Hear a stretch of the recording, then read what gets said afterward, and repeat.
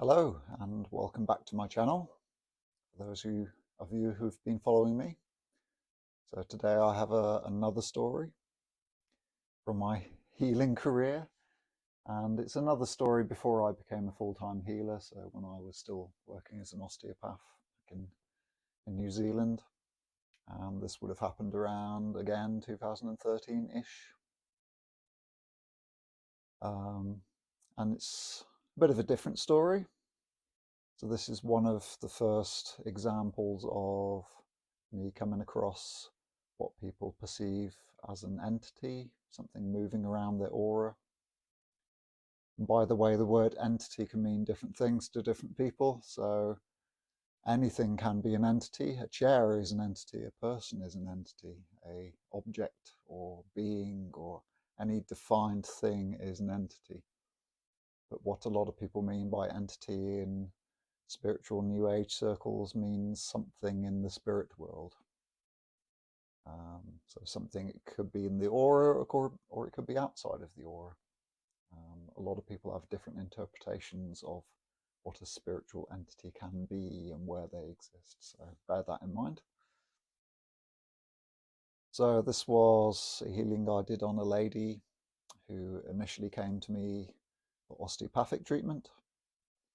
And through the progress of me asking questions of all the different parts of her life that could impact the particular problem she came to me with, I discovered that she had urinary incontinence. So in other words, she couldn't control going to the toilet very well. So this lady was late 30s, early 40s, something like that at the time. And she became interested, like other people did, in my alternative sort of work. So she learned I was an energy healer. And so secretly, when she would come for an osteopathic session, we would actually do energy healing for 45 minutes. And yeah, turned out to be quite interesting. So I would scan her body as per the auric-magnetic healing technique that I've described actually in the last two stories. So it's the same technique. I scan the whole aura, see what I find, any dense energies I find, I pick it up and throw it away. So the auric-magnetic healing technique. So as I'm scanning through the body, I'm obviously picking up a lot of things with the bladder, but also other areas of the body, of course. And I would pick up an energy and I'd throw it away. And then she'd say, oh, that feels a bit lighter there. And in this case, she said, you know, the first time I did a session with her, she said, oh, it's moved.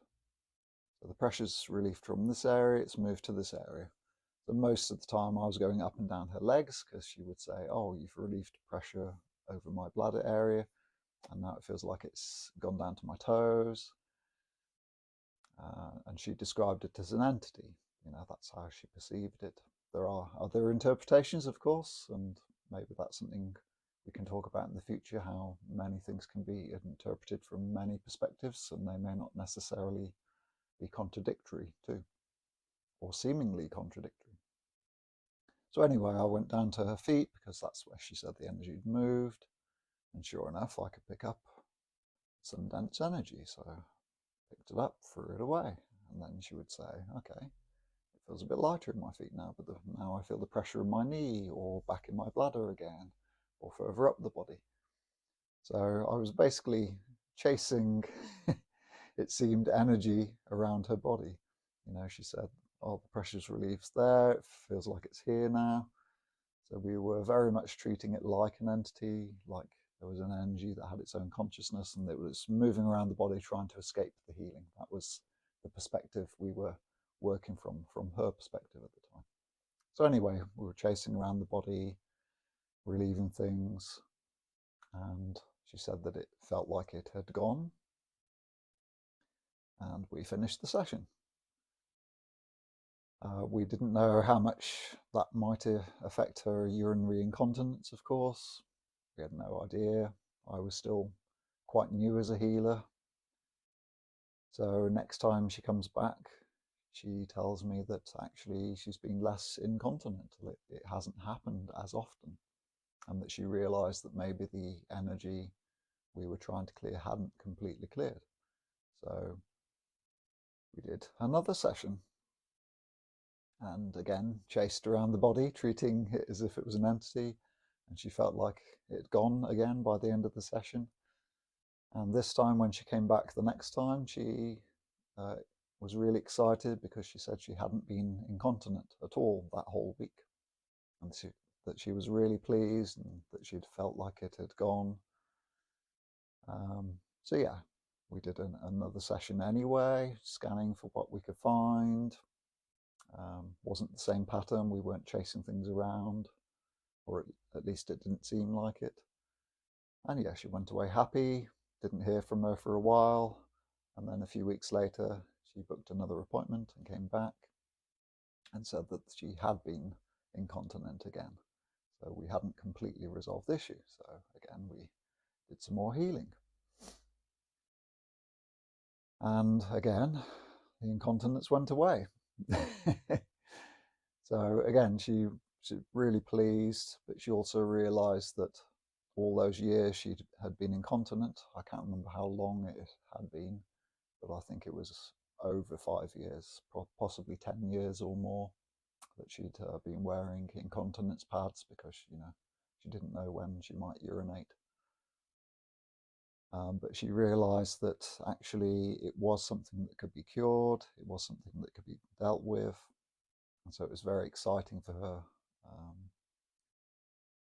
that she'd had this experience, that she'd had periods of weeks where no incontinence happened, just from healing. We didn't change anything else, didn't change her diet, didn't change her lifestyle.